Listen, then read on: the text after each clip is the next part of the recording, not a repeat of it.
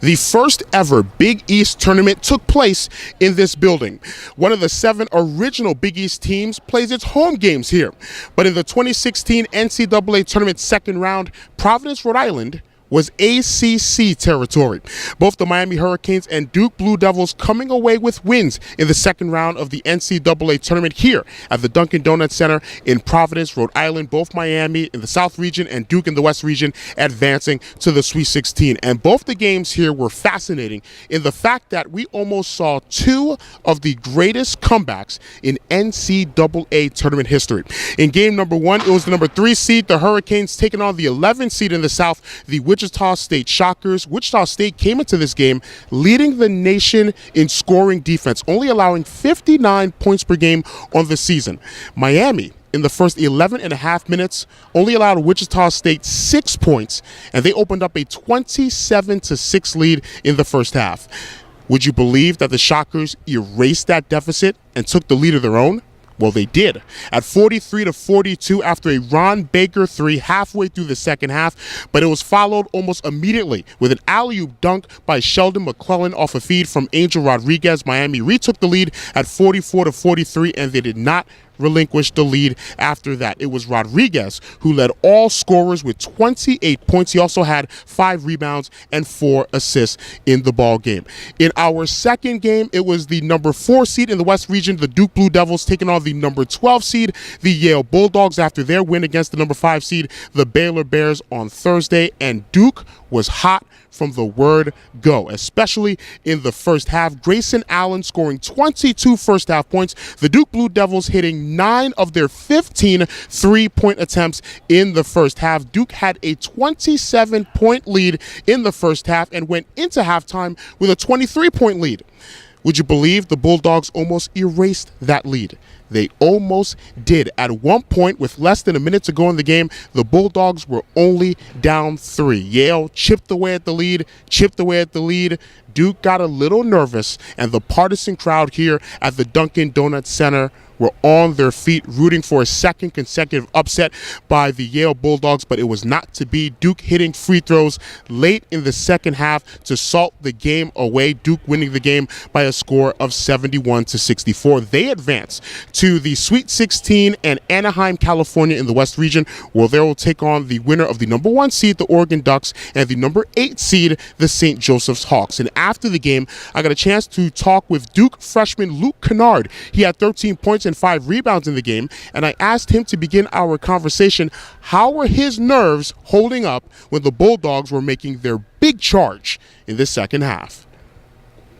It was a little nerve-wracking. I have to admit. Yale is such a great team. Hats off to Yale. They played a great game. And like you said, we built a comfortable lead in the first half, and I think that kind of, that was in our mind throughout the second half. And we kind of let that lead kind of take us out of the game and take us out of the pressure that they put on us, and we weren't attacking like we did in the first half, and it kind of got to us, and the momentum swung kind of swung their way there in the second half. They were knocking down shots. They're a veteran led group, and hats off to them, like I mentioned, and they're a great team.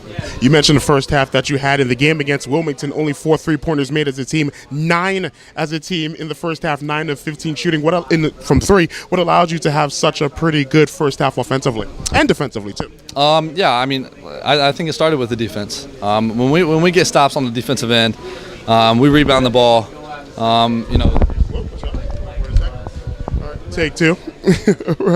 When we get stops on the defensive end, it leads to great offense for us, and we're an explosive offensive team, and that's what happened today. Was it more what Yale was doing, or was it more what you guys were not doing as Yale was coming back? We didn't rebound, and we didn't play the defense that we played in the first half. So defensively, they kind of took advantage of that, and I think the defensive end is what really got them back into the game, from us. In that second half, there was a timeout that Coach Krzyzewski called. Picked up the chair, slammed it a couple of times. Marshall Plumlee also getting in your faces as well. What was Coach K's message? What was Marshall's message? He just wanted to, give us energy, and so did Marshall. I mean, they're both. I mean, obviously, Coach is a great leader for us. I mean, and Marshall is one of the, one of our big leaders on the team, and he wanted to, give us a little energy. I mean, we all weren't into it, and we were turning the ball over, and we just weren't executing on both ends of the court. And after that timeout, we kind of got back into it, made big plays, made big free throws, and got some stops when we needed them. Why weren't you into it in that moment in time?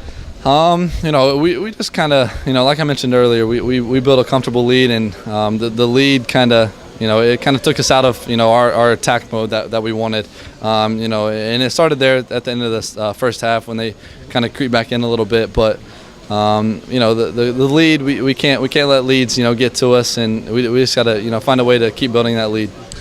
What's the difference between this Duke Blue Devil team that was struggling during the middle portion of the conference schedule, dropping out of the top 25, and this team right now making it to the Sweet 16? We've grown as a team tremendously throughout that time period of the season. A lot of people might not think that we'd be in the position that we're in right now throughout the middle of the conference play. But we're here. I mean, we've grown individually as a group, and we're playing so well together. We get along well. I'm excited to have another game with these guys. Can you allow yourself to have fun being now in the Sweet 16, wearing the Duke jersey, one of the blue bloods of college basketball as a freshman? Can you allow yourself to have some fun during this pressure cooker?